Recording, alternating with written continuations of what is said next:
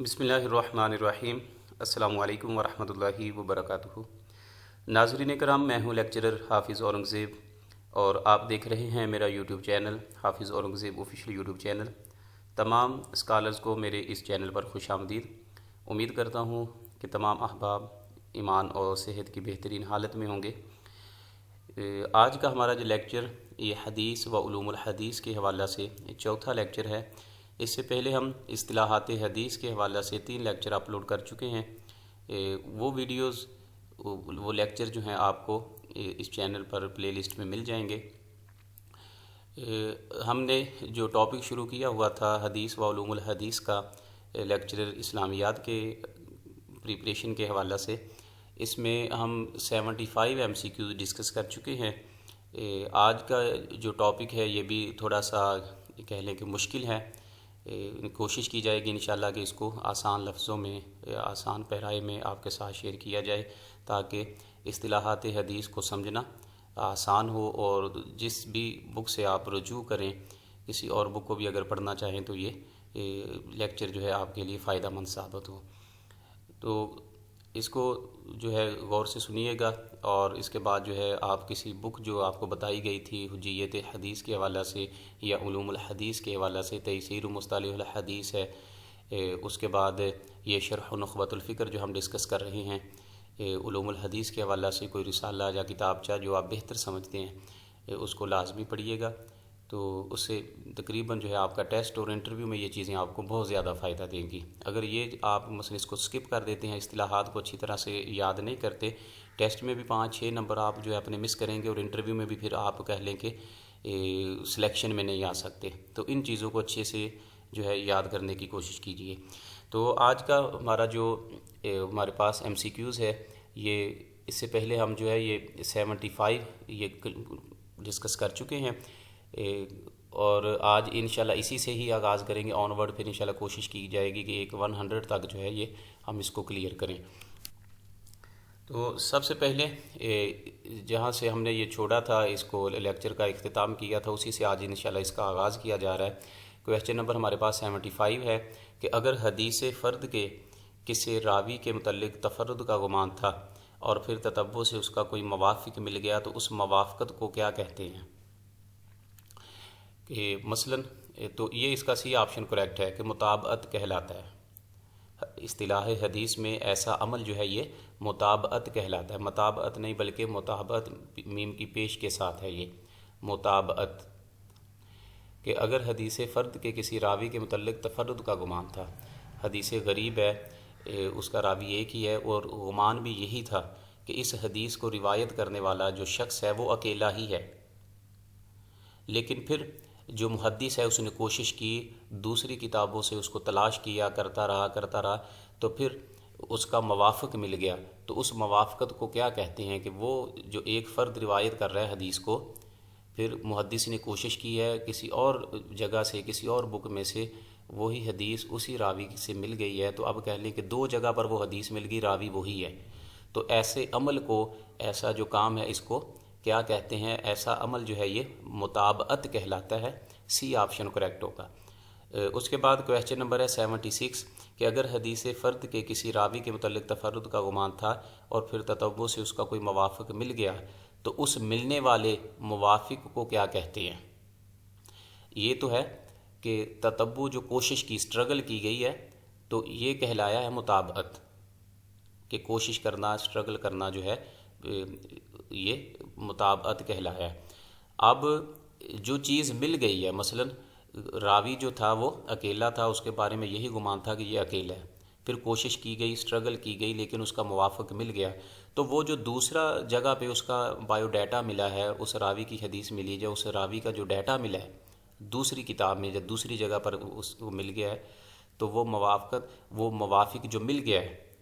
جو پہلے کے مثلا نزدیک ہے، تو یہ کیا کہلاتا ہے؟ تو یہ مطابعی کہلاتا ہے۔ بکسر با کے ساتھ مراد ہے، کسر جو ہے کسرہ کہتے ہیں زیر کو، تو با کی زیر کے ساتھ کہلائے گا یہ مطابعی، مطابعہ نہیں کہلائے گا بلکہ مطابع یہ کہلائے گا۔ اس طرح کی جو بحث ہے نا کہہ لیں کہ MCQs یہ دیے نہیں جاتے، لیکن یہ سمجھنے کے لیے یا لیکچرشپ کے لیے ضروری ہیں کہ آپ لیکچر کے لیے اپلائی کر رہے ہیں تو یہ چیزیں آپ کو یاد ہونی چاہیے، تھوڑا بہت اس کے بارے میں ہاؤ ناؤ ضرور ہونی چاہیے۔ اگر آئے گا بھی پیپر میں تو پھر یہ اس چیز کو ضرور مینشن کریں گے کہ یہ زیر کے ساتھ ہے یا زبر کے ساتھ ہے، یا اس پر اعراب جو ہے وہ ضرور لگایا گیا ہوگا۔ ادروائز ایسے نہیں لکھیں گے، کیونکہ ادھر آپ فرسٹ پہ اے پہ دیکھیں تو یہ بھی متابع ہے اور ادھر بھی متابع ہے، بریکٹ میں اگر چھوڑ دیں تو پھر جو پیپر اپنا اسٹوڈنٹ ہے وہ پریشان ہوگا کہ پتہ نہیں کیا تھا، اس لیے انہوں نے بریکٹ میں لکھ دی ہے۔ تو یہ کسرہ کے ساتھ ہے، زیر کے با کی زیر کے ساتھ، متابع یا متابعن کہہ لیں اسے دوسرے لفظوں میں، کہ ایک حدیث کے بارے میں تفرد کا گمان تھا، لیکن جب راوی کے بارے میں تفرد کا گمان تھا کہ وہ اکیلا ہی ہے، لیکن پھر کوشش کی گئی، اسٹرگل کی گئی، تو کسی اور جگہ اس کا جو ڈیٹا مل گیا، کسی اور بک میں سے مل گیا، تو وہ جو چیز مل گئی ہے اس ملنے والی حدیث کو یا اس کے بایو ڈیٹے کو جو کہا جاتا ہے وہ متابعی کہا جاتا ہے۔ یہ متابعن، اے آپشن اس کا کریکٹ ہوگا۔ اس کے بعد 77 ہے کہ اگر حدیث فرد کے کسی راوی کے متعلق تفرد کا گمان تھا اور پھر تتبع سے اس کا کوئی موافق مل گیا تو جس کا موافق ملا ہے اسے کیا کہتے ہیں؟ تو یہ متابعہ کہلاتا ہے، با کی فتح کے ساتھ۔ فتح کہتے ہیں زبر کو، عربی میں گرامر میں فتح زبر کو کہتے ہیں، تو یہ متابعن کہلائے گا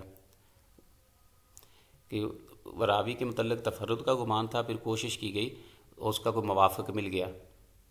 تو جس کا موافق ملا ہے اسے کیا کہتے ہیں؟ تو یہ متابعن کہلاتا ہے کہ جو چیز پہلے آپ کے پاس تھی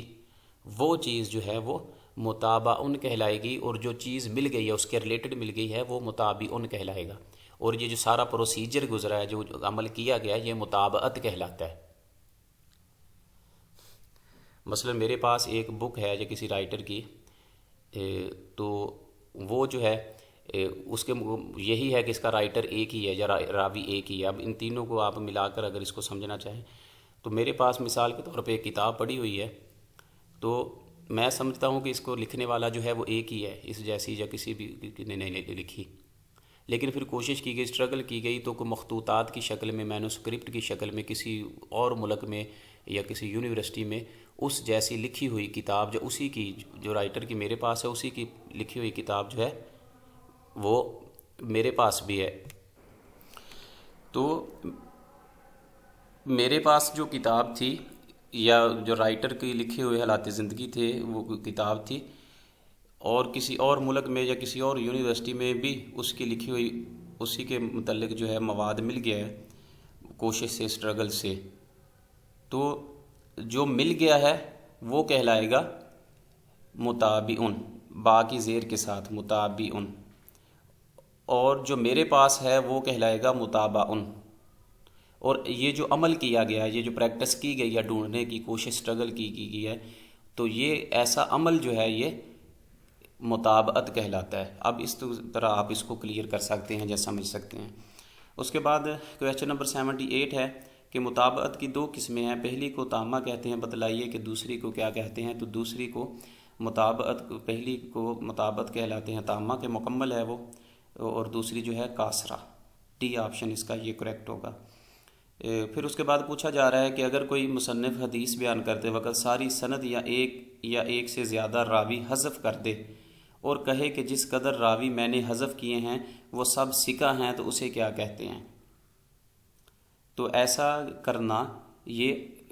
تعدیل مبہم کہلاتا ہے، ڈی آپشن کریکٹ ہوگا۔ مثلا امام بخاری رحمہ اللہ ہے یا امام مسلم رحمہ اللہ جو ہے وہ حدیث بیان کرتے ہیں،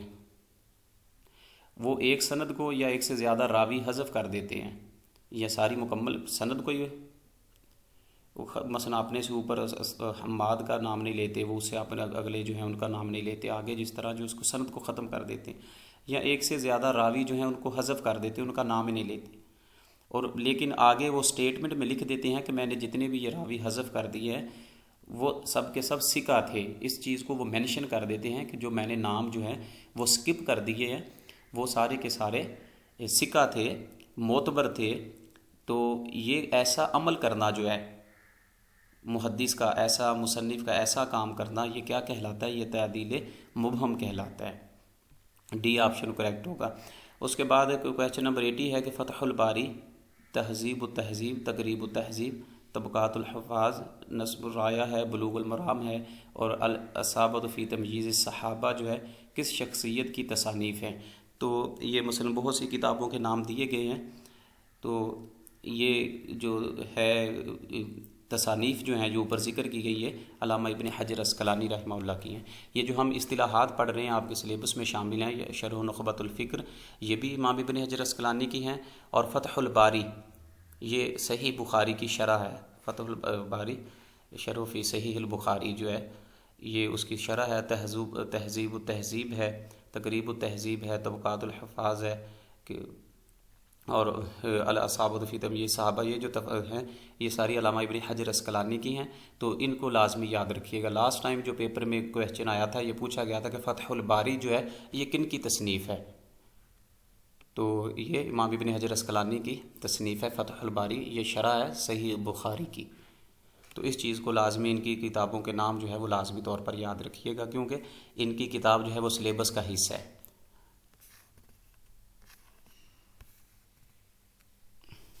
اس کے بعد ناسخ و منسوخ میں سے کس پر عمل ہوگا؟ تو یہ عمل کے حوالہ سے ہے، پہلے بھی یہ چیز گزر چکی ہے۔ ایک ہوتی ہے قرآن پاک میں آیات ہوتی ہیں جیسے ناسخ و منسوخ، جیسے قرآن پاک کی آیہ مبارکہ ہے کہ کتب علیکم اذا حضر احدکم الموت ان ترک خیرا الوصیہ، کہ جب تم میں سے کوئی موت کا کسی کا وقت قریب آن پہنچے، موت کے قریب ہو، تو کیا کرے؟ وہ وصیت کر جائے اپنے مال میں سے۔ لیکن یہ جو آیت ہے پھر اس کو منسوخ قرار دیا گیا، اس کا جو حکم ہے پھر جب جو سورۃ النساء میں کتب جو ہے یوصیکم اللہ فی اولادکم للذکر مثل حظ الانثیین، اللہ تعالیٰ نے پھر جو خود جو ہے وراثت کے وہ حصے جو ہے وہ بتا دیے، تو پھر اس لیے کہتے ہیں کہ یہ حکم جو ہے وہ منسوخ ہو چکا ہے۔ دوسرا جو ہے وہ جب یہ سورہ آل عمران کی جو ہے سورہ نساء میں جو رکوع بیان کیا گیا، اللہ نے خود جو ہے یوصیکم اللہ فی، یہ رکوع جب نازل ہوا ہے، آیات نازل ہوئی ہیں، اس میں بتا دیا۔ تو پہلا حکم جو ہے کسی حکم شرعی کو کسی دلیل شرعی سے اٹھا دینا، رفع کر دینا، یہ کہہ لو کہ نسخ کہلاتا ہے۔ اب حدیث میں بھی ہوتا ہے یہ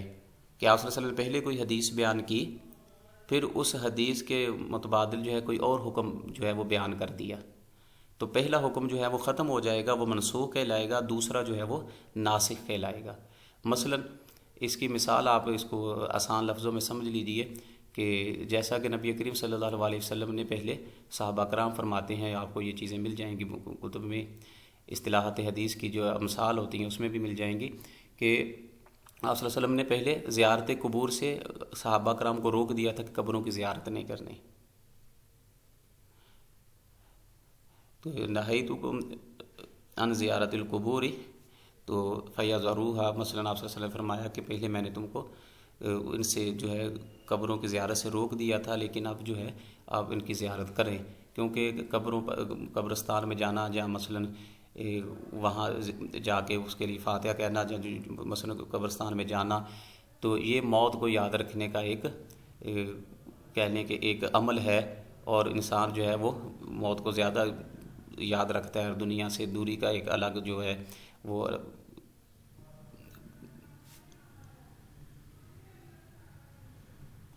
تو یہ جو ہے کہ یاد دہانی کے لیے بہت اہم ہے۔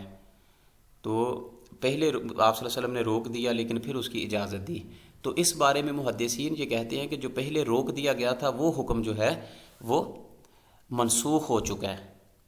جب آپ نے اجازت دے دی تو یہ جو ہے حکم یہ ناسخ ہے، اس نے آ کر پہلے حکم کو منسوخ کر دیا۔ تو اب عمل کس پہ ہوگا، پہلے حکم پہ یا دوسرے پہ؟ تو دوسرے میں آ کر پہلا منسوخ ہو گیا، دوسرا ناسخ ہے، تو ناسخ پہ عمل ہوگا، بعد والے حکم پہ عمل ہوگا۔ یہی حدیث ہے کہ اس طرح کی اگر حدیث، اسی طرح ہمارے ہاں مکاتب فکر جو پائے جاتے ہیں، جیسے اہل سنت والجماعت ہے، اہل تشیع یا دیگر جو مذاہب اربعہ ہیں یا مکاتب فکر جو ہیں، ان میں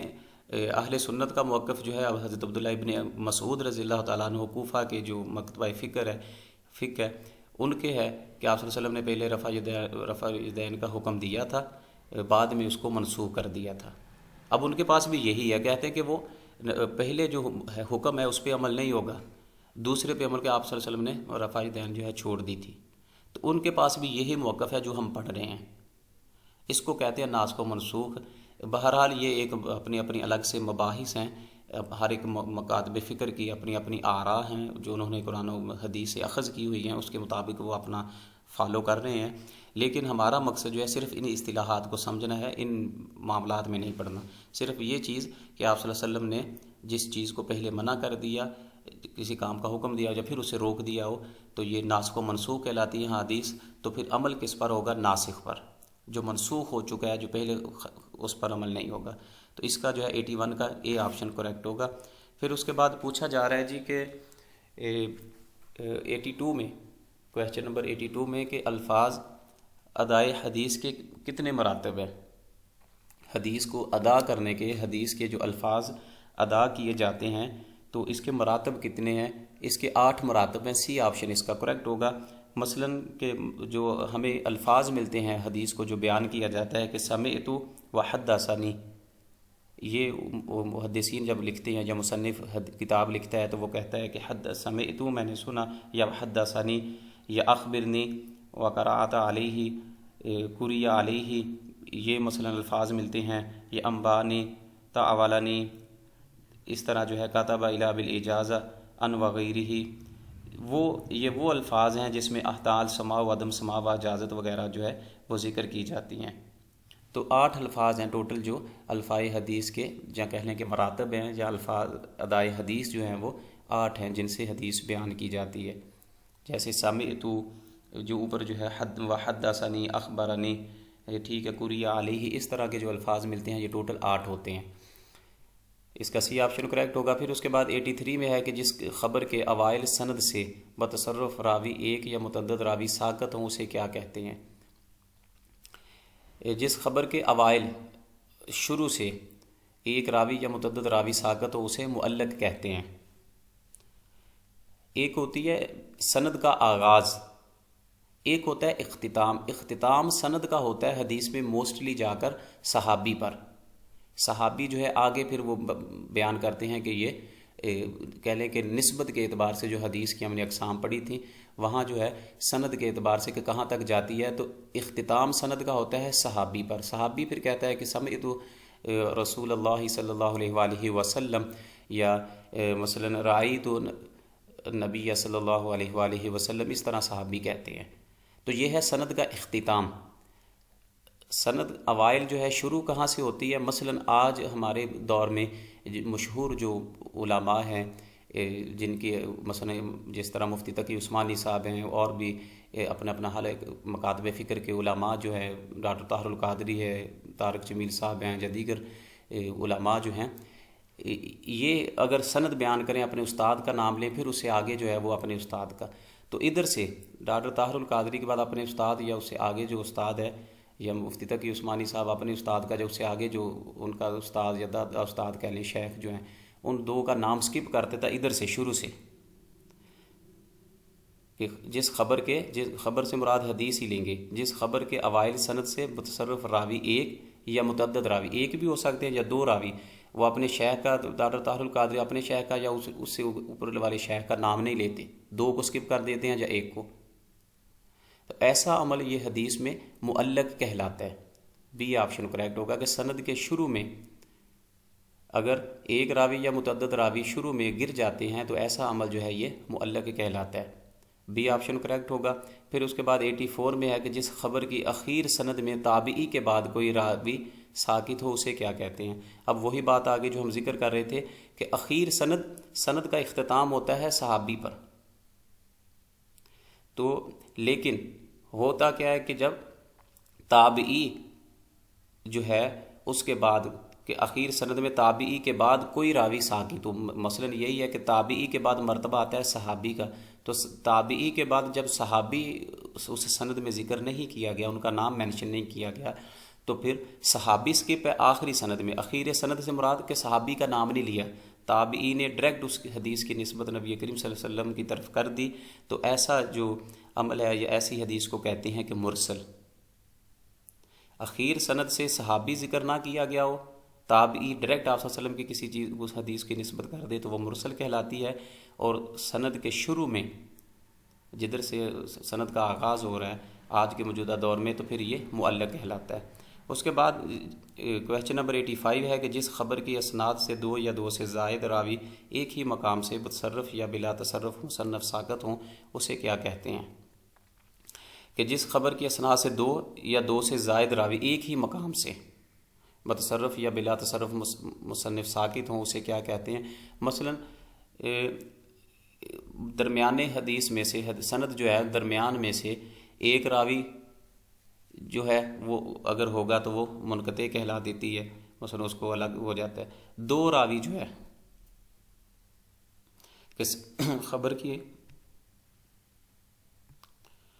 خبر کی اسناد سے دو یا دو سے زائد راوی ایک ہی مقام سے تصرف یا خود گرادی ہو یا بلا تصرف جو ہے وہ مصنف جو ہے وہ ساقط ہو جائیں تو وہ معدل کہلاتا ہے۔ معضل پڑھ لیں یا معدل پڑھ لیں آپ۔ ایک ایک راوی ہوگا، ابتدا سے ایک راوی ہے تو معلق کہلائے گی، آخر میں سے صحابی کا ذکر نہیں کیا گیا آخری ہے تو مرسل کہلائے گی۔ اگر درمیان میں سے دو راوی جو ہے وہ ساقط ہو جاتے ہیں یا دو سے زائد تین بھی ہو جاتے ہیں تو ایسا حدیث میں کہہ لیں کہ کمزوری پیدا ہو گئی، نسبت جو ہے وہ کم کر دی گئی اس کی، تو یہ معدل کہلاتا ہے۔ ڈی آپشن کریکٹ ہوگا۔ پھر اس کے بعد 86 ہے کہ محدثین کی اصطلاح میں ناقص کا مخفف ہے، تو نا جو ہے یہ حدثنا کا، ڈی آپشن اس کا کریکٹ ہوگا۔ پہلے بھی بتایا تھا، ایک ہم ایم سی کیوز پڑھ چکے ہیں شاید دوسرے لیکچر میں تھا یہ، کہ جب محدث پڑھے، استاد حدیث پڑھے اور شاگرد سنے تو حدثنا استعمال ہوتا ہے، اور اگر شاگرد پڑھے اور استاد سنے تو یہ اخبرنا۔ تو اس کو جب ہم کہہ لیں کہ ایبریویشن ہے مخفف جو ہے، اس کو جب ہم تخفیف کر دی، مختصر ہم نے اس کو ایبریویشن بنا دیا، تو ان سب الفاظ کو حدثنا کی جگہ جب محدثین کی اصطلاح میں نا ہی کہہ دیں تو اس کا معنی یہ ہوتا ہے نا کا حدثنا۔ اور محدثین کی اصطلاح میں آنا کس کا مخفف ہے؟ تو یہ اخبرنا کا، اے آپشن کریکٹ ہوگا، کہ اگر محدثین جو ہے آنا کا لفظ استعمال کرتے ہیں اس کا معنی یہ ہے کہ اخبرنا، اے آپشن کریکٹ ہوگا۔ تو اس کو یاد رکھنے کا طریقہ یہ ہے کہ ادھر صرف نا ہے، نون الف نا، تو حدثنا نون الف نا ہی آ رہا ہے، اس میں الف نہیں آ رہا۔ اب دیکھ لیں سمعنا، قلنا میں، حدثنا میں الف نہیں آ رہا، تینوں میں ذکر نہیں ہوا، تو اس لیے نا جو ہے آخری حرف ہے تو اس آخری میں سے حدثنا ہوگا، اور اگر آ جاتا ہے آنا کا لفظ آ جاتا ہے تو اس میں پھر الف آ رہا ہے اخبرنا میں، ایک شروع سے الف لے لیں، اینڈ سے نون الف نا لے لیں، تو اخبرنا کو آنا بنا دیا انہوں نے۔ تو اس سے جو ہے اس کو تھوڑا بہت سمجھ سکتے ہیں آپ۔ اس کے بعد کویسچن نمبر 88 ہے کہ متفقون علیہ سے کیا مراد ہے؟ امپورٹنٹ سوال ہے، اور جنرل پیپر کے جو ایم سی کیوز ہوتے ہیں پی پی ایس سی کے تھرو یا کسی بھی موسٹلی جنرل نالج کے جو پیپر ہوتے ہیں، مینجمنٹ کی سروسز جو پوسٹ ہوتی ہیں یا دیگر پوسٹ ہوتی ہیں عام پولیس وغیرہ کی یا دیگر، وہاں یہ ایم سی کیو لازمی طور پوچھا جاتا ہے، اور 2-3 ٹیسٹ میں نے بھی دیے تھے اپنا مینجمنٹ کے لیے، تو اس میں بھی یہ چیزیں جو ہے فورسز کے، تو وہاں یہ لازمی 2-3 دفعہ ایم سی کیوز رپیٹ ہوا ہے کہ متفقون علیہ سے کیا مراد ہے؟ تو حدیث کی اصطلاح میں ایسی حدیث جس کو بخاری اور مسلم دونوں میں ہوں، یا ایسی حدیث جو بخاری شریف میں اور مسلم دونوں کتابوں میں ہو، اس کو جو امام بخاری اور مسلم دونوں نے روایت کیا وہ متفقون علیہ کہلاتی ہے۔ ایسی حدیث جو بخاری اور مسلم دونوں میں ہو، ان کتابوں میں وہ متفقون علیہ کہلاتی ہے۔ ڈی آپشن اس کا کریکٹ ہوگا۔ اس کے بعد کویسچن نمبر 89 ہے جن حدیث کی اسناد میں ان ہو اسے کیا کہتے ہیں؟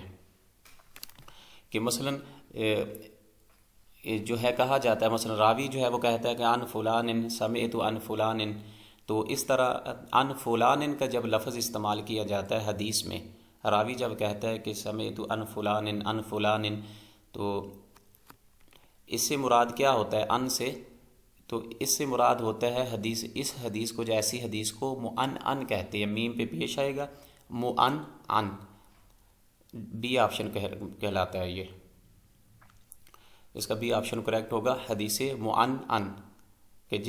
جس حدیث کی اسناد میں ان ہو اسے کیا کہتے ہیں؟ تو یہ حدیث مؤن کہلاتا ہے۔ ایسی حدیث کو کیا کہتے ہیں جی؟ کہ جس کے تمام راوی عادل ہوں، کامل الضبط ہوں، اس کی سند متصل ہو اور وہ معلل اور شاذ ہونے سے محفوظ ہو۔ یہ اب حدیث کی جو حدیث مقبول کی اقسام آ رہی ہیں۔ پہلے ہم نے جو 10 پڑھی تھیں، منکر، شاذ، متروک، موضوع، یہ جو احادیث کی ہم نے اقسام پڑھی تھیں وہ تھیں حدیث مردود کی، جو رد ہوئی ہوتی ہیں۔ کیوں؟ 10 اسباب پائے جاتے تھے، 10 اسباب کی وجہ سے، اسباب تان تھے، راوی جو ہے 10 وجہ سے، 10 جب اس میں عیب پائے جائیں تو اس کی روایت جو تھی وہ مردود کہلاتی تھی، وہ قابل قبول نہیں ہوتی۔ لیکن اب جو ہے یہ حدیث کی وہ اقسام ہے جسے ہم کہہ لیں کہ مقبول حدیث کی اقسام آ رہی ہیں، اور یہ مقبول حدیث کی 4 اقسام ہیں۔ اس میں سے پہلی جو ہے جسے ہمارے ہاں علماء اکثر بیان کرتے ہیں اور کہتے ہیں کہ یہ صحیح حدیث ہے، تو آگے اس کی بھی اقسام ہے، صحیح لذاتہ، صحیح لغیرہ، حسن لذاتہ، حسن لغیرہ۔ تو 4 اقسام جو ہے مقبول کی ہیں۔ ویسے اگر پوچھا جائے آپ سے کہ حدیث کی جو مقبول کی کتنی اقسام ہیں، تو 4 ہیں، صحیح لذاتہ، صحیح لغیرہ، حسن لغیرہ، حسن لذاتہ اور حسن لغیرہ، 4 جو ہے یہ حدیث مقبول کی اقسام بنتی ہیں۔ اور اب پہلی جو ہے صحیح لذاتہ کی یہ ڈیفینیشن ہے جو اس میں MCQs نمبر 90 میں ہے، کہ ایسی حدیث کو کیا کہتے ہیں کہ جس کے تمام راوی عادل ہوں، جن کی عدالت جو ہے وہ ثقہ ہو، نیک ہوں، نیک سیرت ہوں، جن کی حالات زندگی جو ہے وہ ہوں، تقوی والے ہوں، پرہیزگار ہوں، نیک ہوں، فسق و فجور سے دور ہوں، کامل الضبط ہوں۔ کامل الضبط سے مراد یہ ہے کہ جو انہوں نے، ضبط کا معنی ہوتا ہے کنٹرول کر لینا کسی چیز کو، مثلا اس کے 2 طرح سے ہوتا ہے۔ ایک جو ضبط ہے صدر ہوتا ہے کہ سینے میں کوئی چیز سن کر یاد کر لینا، اس کو یاد رکھنا، اور ایک ضبط ہوتا ہے ضبط کتابت، کہ اس چیز کو سن کر یا لکھ کر اپنے پاس جو ہے لکھ کر اپنے پاس محفوظ کر لینا۔ تو 2 طرح کا ضبط ہوتا ہے۔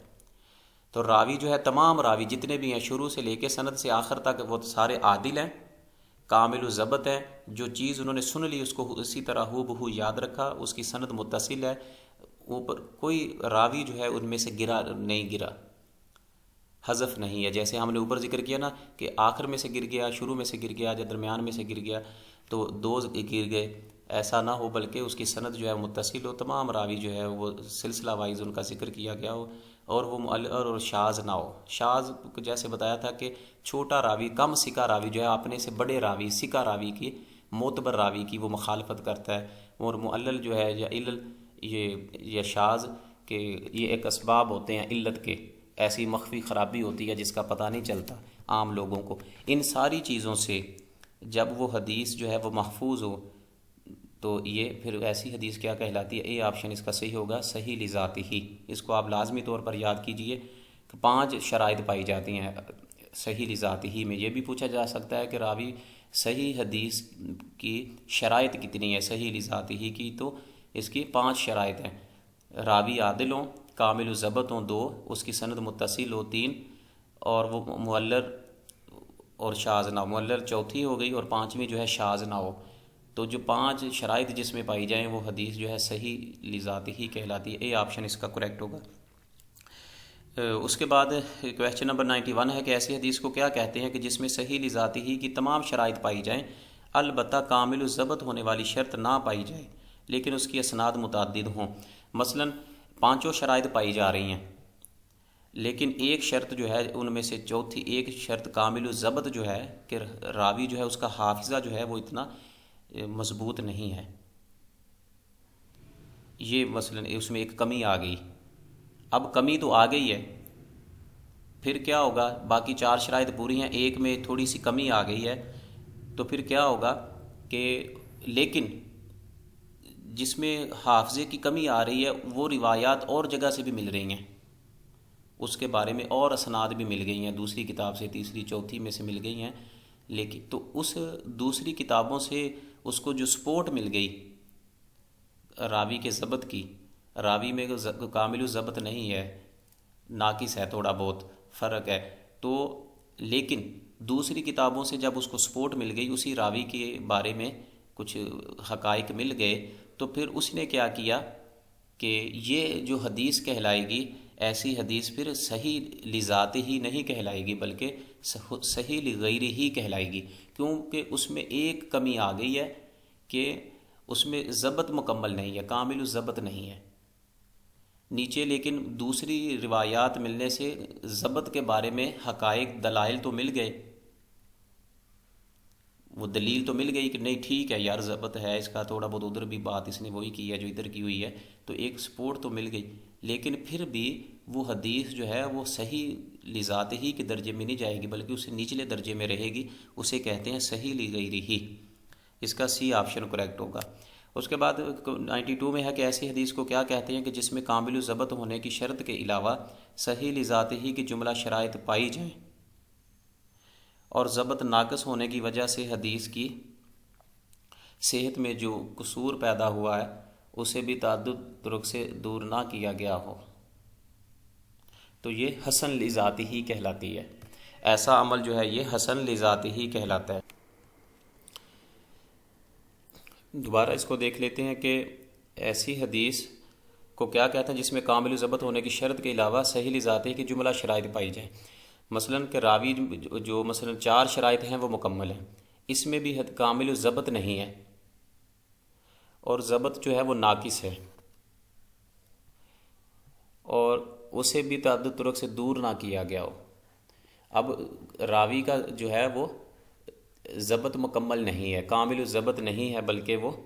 ناقص ہے، لیکن اب اس کے ریلیٹڈ ایسی روایات ہی نہیں مل رہی جس سے اس کو سپورٹ مل جائے اس کے ضبط کے حوالے سے، تو جب اس کو سپورٹ ہی نہیں ملی دوسری اسناد سے یا طرق سے کوئی ایسی چیز ملی نہیں ہے کہ جس سے پتہ چلے کہ اس کا جو ضبط ہے وہ ناقص ہے یا مثلا کامل ہے، تو جب سپورٹ ہی نہیں ملی وہ اکیلا ہی ہے، 4 شرائط مکمل ہیں لیکن ضبط اس میں ناقص ہے، نقص ہے، لیکن نقص کو دور کرنے کے لیے اور روایات بھی نہیں مل رہی، تو پھر ایسا عمل جو ہے یہ حدیث اس کیٹیگری سے نکلے گی، حسن لذات ہی سے، حسن لغیری ہی سے جو ہے صحیح لذات ہی سے نکلے گی پہلے ضبط کی وجہ سے، پھر صحیح لذات ہی سے پھر نکل گئی جو ہے صحیح لغیری ہی ہے اس سے بھی نکل گئی، کیوں صحیح لغیری ہی میں 4 شرائط پوری ہیں، ضبط نہیں ہے لیکن ضبط کو دور کرنے کے لیے روایات مل رہی ہیں، سپورٹ مل رہی ہے، ادھر جو ہے ضبط کو دور کرنے کے لیے کسی دوسری طرف سے کوئی سپورٹ نہیں مل رہی، تو یہ پھر ایسا جو ہے حدیث وہ حسن لذات ہی کہلاتی ہے۔ ایک شرط بھی کم ہے لیکن اس شرط کو جو ہے اس کے متبادل جو ہے ریلیٹڈ جو ہے کوئی سپورٹ نہیں مل رہی، کوئی دوسرے طرق نہیں مل رہی، تو اس وجہ سے یہ اس درجے سے دونوں درجوں سے صحیح لذات ہی سے نکلی پہلے، پھر اس کے بعد صحیح لغیری ہی سے نکلی، ادھر سے نکل پھر یہ اس درجے میں آتی ہے کہ اس کو کہتے ہیں محدثین جو ہے حسن لذات ہی، تو بی آپشن اس کا یہ کریکٹ ہوگا۔ ایسی متوقفن فی حدیث کو کیا کہتے ہیں کہ جس کی مقبولیت پر کوئی قرینہ موجود ہو، تو یہ حسن لغیری ہی ہے۔ مثلا اس کو آپ دوسرے لفظوں میں سمجھ لیں کہ جس حدیث میں جو 5 شرائط صحیح کی بیان کی گئی ہیں اس میں سے 2 کم ہو جائیں، 3 اس میں ویسے ہی موجود رہیں، راوی کا ضبط جو ہے وہ نامکمل ہو، جہاں شاذ ہو، تو ایسی صحیح حدیث کی جو 5 شرائط ہیں ان 5 شرائط میں سے ایک کم ہوگی تو صحیح لغیری ہی کہلائی، جب صحیح لغیری کو سپورٹ جو ہے اس میں صحیح لغیری ہی کہلائی، جب صحیح لغیری ہی کو سپورٹ مل گئی تو پھر وہ اور اس درجے سے نکل حسن لذات ہی بنی، اور اگر 2 جو ہیں وہ شرائط اس میں صحیح کی 5 ہیں اس میں سے 2 کم ہو جائیں تو وہ پھر حسن لغیری ہی کہلاتی ہے۔ اس کا ڈی آپشن کریکٹ ہوگا کہ ایسی متوفقن فی حدیث کو کیا کہتے ہیں کہ اس پر سارے متفق ہے جس کی مقبولیت پر کوئی قرینہ موجود ہو۔ دوسرے لفظوں میں ایک اور بھی حسن لغیری ہی کو کہتے ہیں کہ وہ ضعیف حدیث جس کو متعدد طرق مل جائیں،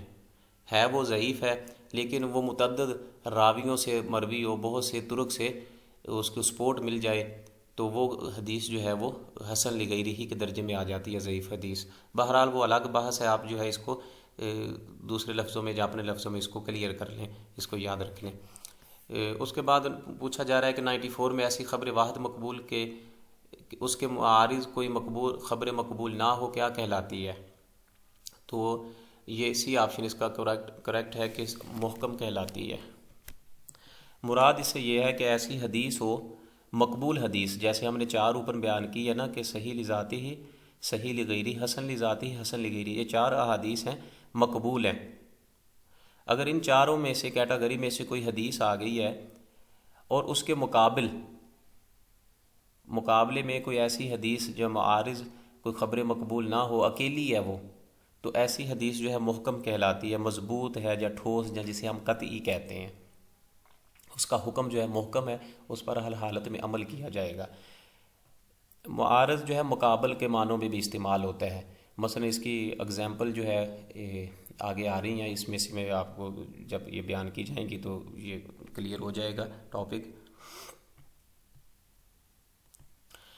اس کو ادھر ہی سمجھ لیں یا پھر آگے جو چل کر یہ آ رہی ہیں احادیث کی اصطلاح میں۔ مثلا آپ صلی اللہ علیہ وسلم کی دو احادیث جو ہے محدثین بیان کرتے ہیں۔ آپ صلی اللہ علیہ وسلم کی ایک حدیث یہ بیان کی جاتی ہے کہ اگر کسی کو جذام کوڑ کا مرض ہو جائے،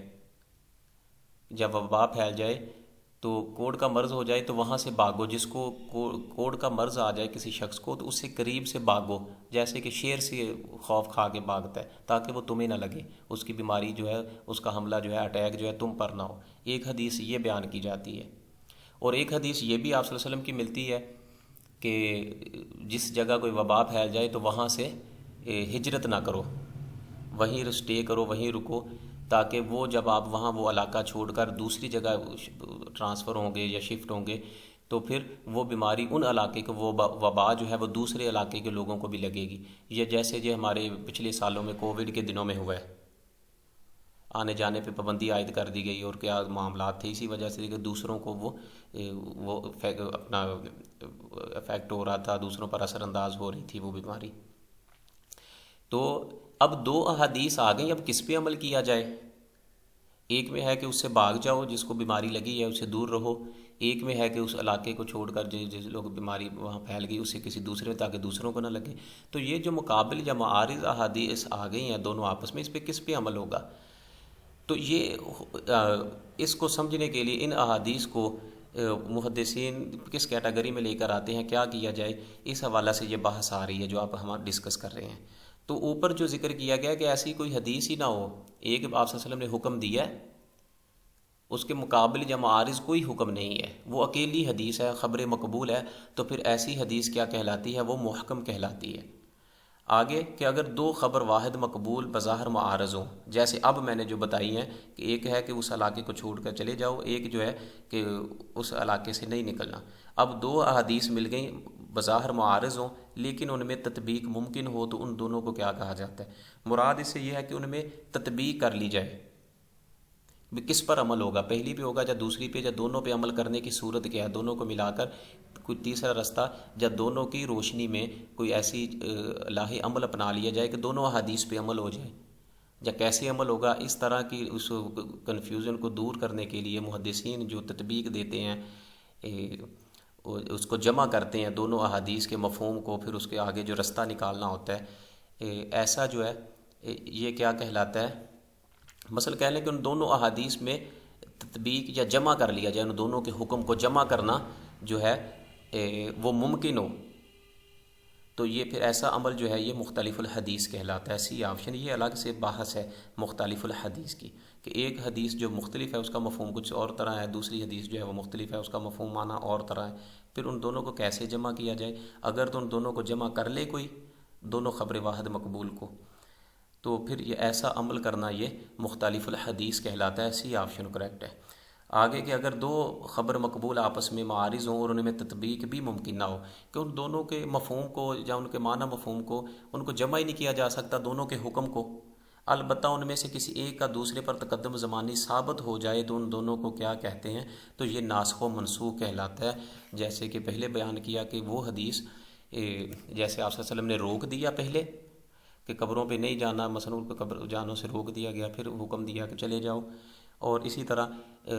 وہ حدیث مثلا دیکھا جائے گا کہ جیسے رفع یدین کے بارے میں مثلا ایک موقف بیان کیا، پہلے ہم نے ڈسکس کیا کہ پہلے عمل کیا گیا پھر روک دیا گیا، یا آپ صلی اللہ علیہ وسلم نے کوئی کام 5 ہجری 6 ہجری 7 ہجری میں کوئی کیا ہو، لیکن بعد میں جب 8 ہجری یا مثلا 10 ہجری میں وہ کام پہلے منع کیا ہو یا خود نہ کیا ہو، لیکن یا روک دیا گیا ہو، لیکن 10 ہجری میں وہ کام کر لیا ہو آپ صلی اللہ علیہ وسلم نے خود، تو جو پہلے کام کیا تھا وہ دلیل نہیں ہوگی، اس کا حکم منسوخ ہو گیا، بعد والے پہ عمل کیا جائے گا۔ اب زمانے کا پتہ چل گیا کہ یہ کام 5 ہجری میں ہوا تھا، ہوا تھا یا نہیں ہوا تھا، اسے روکا گیا تھا، اب اس کی اجازت دے دی گئی ہے، 10 ہجری میں اجازت ملی ہے، تو جس زمانے کا پتہ چل گیا۔ اب حدیث میں کہہ لیں کہ اس کے معنی مفہوم سے، اس واقعہ سے اس زمانے کا پتہ چل گیا، تو اب ان دونوں حدیثوں کو جب جمع کیا جائے گا تو پتہ چلے گا کہ یار زمانے کا فرق ہے۔ تو اس طرح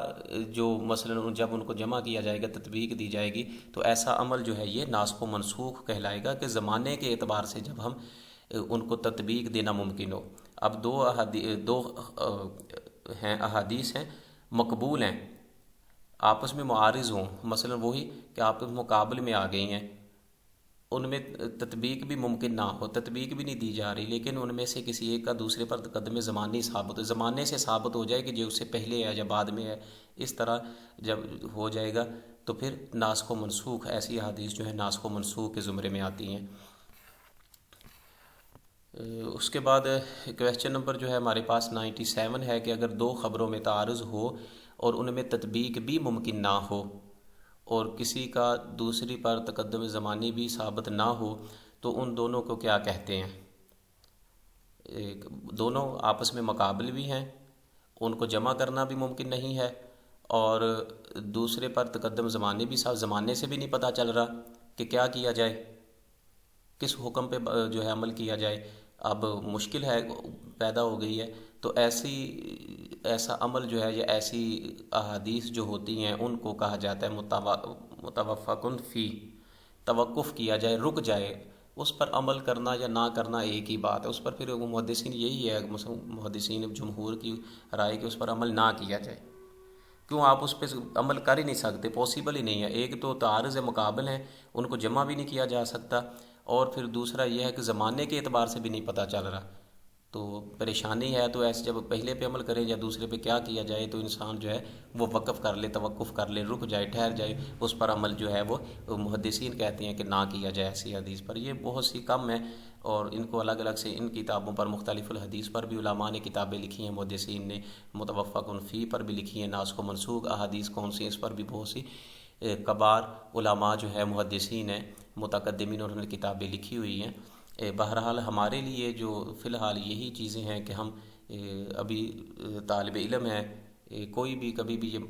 دعویٰ نہیں کر سکتا کہ اس کو ساری حدیثوں پہ عمل ہو گیا ہے، جو اس نے یاد کر لیا ہے، صرف زمانے کا ہی فرق ہے کہ کوئی آگے جا رہا ہوتا ہے، کوئی اس کے پیچھے جو ہے نقش قدم پہ چل رہا ہوتا ہے، تو بس ان چیزوں کو، الفاظ کو یاد کر کے ایک دوسرے کے ساتھ پڑھا کے آگے انسان اپنی زندگی جو ہے وہ گزارتا رہتا ہے۔ ادروائز بڑا دعویٰ کرنا، بلند دعویٰ کرنا یہ ممکن نہیں ہوتا کسی کے لیے بھی، اللہ تعالیٰ اس کو محفوظ بھی رکھے۔ حدیث کا انسان ساری زندگی جو ہے وہ طالب علم ہی رہتا ہے، اور اس میں ہی انسان کو برکت حاصل ہوتی ہے۔ آگے جو ہے پھر اس کے بعد کویسچن نمبر 98 ہے کہ روایت حدیث کی اجازت دو طرح سے ہوتی ہے، ایک کو اجازت بالمشافہ کہتے ہیں، دوسرے کو کیا کہتے ہیں؟ تو دوسری جو ہے یہ اجازت بالمراسلہ ہے، کہ مثلا استاد جو ہے اپنی نشست پر بیٹھا ہوا اپنی جگہ پر باقاعدہ طور پر جو ہے اس کے پاس بیٹھ کر اس کو خود جو ہے وہ اجازت عطا فرمائے، لوگوں کے سامنے یا جیسے بھی ہے اس کو آمنے سامنے ایک دوسرے کے کسی کو اجازت دے دینا، اپنے پاس بٹھا کر اس کو حدیث پڑھنے پڑھانے کی آگے اجازت دے دینا، یہ ایک اجازت یہ ہوتی ہے۔ ایک ہوتی ہے اجازت بالمراسلہ۔ مراسلہ یہ ہوتا ہے خط کتابت کے ذریعے، کہ مثلا کسی دوسری جگہ بیٹھا، لوگوں نے آ کے بتایا کہ وہ خطیب ہے، بہت اچھا واعظ کرتا ہے، یہ اس نے حدیث بیان کی، یہ کی فلاں کی، اور وہ خواہش مند ہے، وہ آ نہیں سکتا یا جو بھی ہے، تو جب اس کو پتہ چلے، اس سے ایک عقیدت ہو، لگن ہو، تو وہ اس کو پتہ چلے کہ یار واقعی یہ حدیث بیان کی، جب وہ صحیح بیان کر رہا ہے، تو وہ پھر خط و کتابت کے ذریعے کسی کو اجازت دے دینا، یہ اجازت بالمراسلہ، یا لکھ کر کوئی بھیج دے۔ تو یہ دو طریقے ہوتے ہیں اجازت کے حدیث کو آگے بیان کرنے کے، جو اجازت دی جاتی ہے، اجازت بالمراسلہ ہے اور اجازت بالمشافہ ہے۔ اس کے بعد امام الحرمین ابو محمد جوینی رحمہ اللہ نے واضح حدیث پر تغلیظاً کیا فتویٰ لگایا ہے کفر کا، کہ امام الحرمین ابو محمد جو ہیں انہوں نے جو حدیث اپنی طرف سے وضع کرتا ہے، بناتا ہے، خود جو جھوٹ بول کر آپ صلی اللہ علیہ وسلم اپنی کہہ لیں کہ نمایاں ہونے کے لیے، لوگوں میں اپنا سٹیٹس اور مقام و مرتبہ بنانے کے لیے، یا مال بادشاہوں سے بٹورنے کے لیے جو ایفیکٹ ہوتے ہیں پیچھے، کہ وہ کیوں حدیث وضع کرتا ہے، تاکہ پتہ چلے کہ میں بہت بڑا محدث ہوں، جب مجھے پیسہ ملے گا، یا اس طرح کی وجوہات ہوتی ہیں جس وجہ سے کوئی جھوٹی حدیث بنا کر آپ صلی اللہ علیہ وسلم کی طرف پیش کرتا ہے، بناتا ہے۔ تو ایسا شخص جو حدیث اپنی طرف سے خود بنا کر آپ صلی اللہ علیہ وسلم کی طرف کو نسبت کر دے اس حدیث کو، تو امام الحرمین کے نزدیک جو ہے امام جی کے اس پر کفر کا فتویٰ ہے کہ ایسا کرنا کفر ہے۔ یہ آپشن اس کا کریکٹ ہے۔ پھر اس کے بعد آج کا آخری ہمارا جو ایم سی کیوز ہے، کویسچن نمبر 100 ہے، یہ 100 نمبر میں پوچھا جا رہا ہے کہ موضوع حدیث کے بغیر تصریح روایت کی کیا حیثیت ہے؟ کہ مراد اس سے یہ ہے کہ موضوع حدیث ہے، مثلا جیسے اوپر ذکر کیا کہ ایک حدیث جو ہے وہ موضوع ہے، خود اپنی طرف سے کسی نے بنائی ہے، آپ صلی اللہ علیہ وسلم کی وہ بات قول نہیں ہے، اس کا پتہ چل گیا کہ یہ موضوع حدیث ہے۔ ایک تو اس پر کفر کا فتویٰ ہے ایسے شخص پر جس نے وہ حدیث خود بنائی ہے، اور دوسرا کہ موضوع حدیث کا پتہ چل گیا بغیر تصریح کے روایت کی کیا حیثیت ہے، کہ آپ اس کی وضاحت بیان نہیں کرتے، موضوع حدیث پتہ چل گیا کہ یہ موضوع بھی ہے، آگے اس کو بیان کرنا شروع کر دی، آگے آپ اس کی وضاحت ہی نہیں کرتے کہ یہ موضوع حدیث ہے، جب کوئی بھی اس کی وضاحت نہیں کرتا کہ یہ موضوع ہے، تو محدثین کے نزدیک ایسی من گڑت جو حدیث ہے، موضوع حدیث ہے، اس کو بغیر وضاحت کے آگے پیش کرتے رہنا یا لکھنا یا بیان کرنا، یہ کیا ہے؟ بالاتفاق حرام ہے۔ تمام محدثین یہی کہتے ہیں کہ یہ ایسا کام یا عمل جو ہے یہ حرام ہے۔ تو نبی کریم صلی اللہ علیہ وسلم کا واضح فرمان بھی ہے کہ من کذب علی متعمدا فلیتبوأ مقعدہ من النار، کہ جس نے جان بوجھ کر مجھ پر جھوٹ باندھا اس کا ٹھکانہ جو ہے وہ جہنم ہے۔ تو جب بھی صحابہ کرام کسی کو جب کوئی حدیث سناتے تھے تو سب سے پہلے یہ حدیث پڑھتے تھے، پھر اس کے بعد کہتے ہیں کہ محدثین فرماتے ہیں کہ وہ حدیث بیان کیا کرتے تھے۔ تو اس سے جو ہے ہمیں بچنا چاہیے، اور ہمیں جو ہے کوشش کرنی چاہیے کہ حدیث کا علم جو ہے اس کو حاصل کریں، کوشش کریں، اسٹرگل کریں کہ اللہ تعالیٰ ہمارے سینہ جو ہے ہمیں اس کی روشنی عطا کرے، سینہ جو ہے علم کے لیے، دین کی خدمت کے لیے وسعت عطا فرمائے۔ اور جو یہ آج کا جو لیکچر ہے جس میں ہم نے کوشش کی ہے کہ آسان لفظوں میں یہ ان ڈیٹیل جو ہے یہ چیزیں ڈسکس کر لی جائیں، تاکہ آپ کو یہ اصطلاحات سمجھنا آپ کے لیے بھی آسان ہو، میرے لیے بھی آسان ہو۔ آگے انشاءاللہ جو ٹاپک آئیں گے اس کے بعد کہہ لیں کہ صحاح ستہ کی جو کتابیں ہیں حدیث شریف کی، بخاری شریف، مسلم شریف یا دیگر جو ہے ان کے رائٹر کی حالات زندگی ہے، ان کتابوں کے اصل نام کیا ہیں، یہ ساری چیزیں آ رہی ہیں انشاءاللہ، ان کو نیکسٹ ویڈیو میں ہم ایکسپلین کریں گے۔ تو ان چیزوں کو اچھے سے یاد کیجئے، کوشش کیجئے کسی کو سنائیں، گھر میں کوئی بڑا آدمی ہے، بار بار میں یہی کہتا ہوں کہ جب تک آپ تکرار نہیں کرتے، کسی کو سناتے نہیں، ٹیسٹ نہیں دیتے اس طرح، تو پھر یہ آپ کو یاد نہیں رہتی، بلکہ یہ پھر کہہ لیں کہ ذہن سے اتر جاتی ہیں، اسکپ ہو جاتی ہیں، جہاں پھر آپ جب پریشان ہوتے ہیں مکس اپ ہو جاتا ہے نالج۔ تو اس سے بچنے کے لیے یہی ہوتا ہے کہ تکرار کریں۔ پیپر میں جب آپ بیٹھتے ہیں تو پھر اسی وجہ سے جب آپ تکرار نہیں کیا ہوتا، ٹیسٹ نہیں دیے ہوتے، جب کسی کو سنایا نہیں ہوتا، تو 5-7 نمبر جو ہیں وہ 8 سے 10 بھی ہو جاتے ہیں غلط۔ تو جب 10 غلط لگا لیے، ادھر سے پھر نیگیٹو مارکنگ ہوگی، 8 مثلا 8 چلے گئے، جب 10 2.5 نمبر ادھر سے کٹ گئے تو آپ 12-13 نمبر پیچھے چلے جاتے ہیں۔ یہی چیزیں جو 8-10 انسان کو آگے لے کر جاتی ہیں، تو ان چیزوں پر بھی غور و فکر کیجیے گا۔ اللہ تعالی ہم سب کا ہمیں ناصر ہو۔ السلام علیکم ورحمۃ اللہ وبرکاتہ۔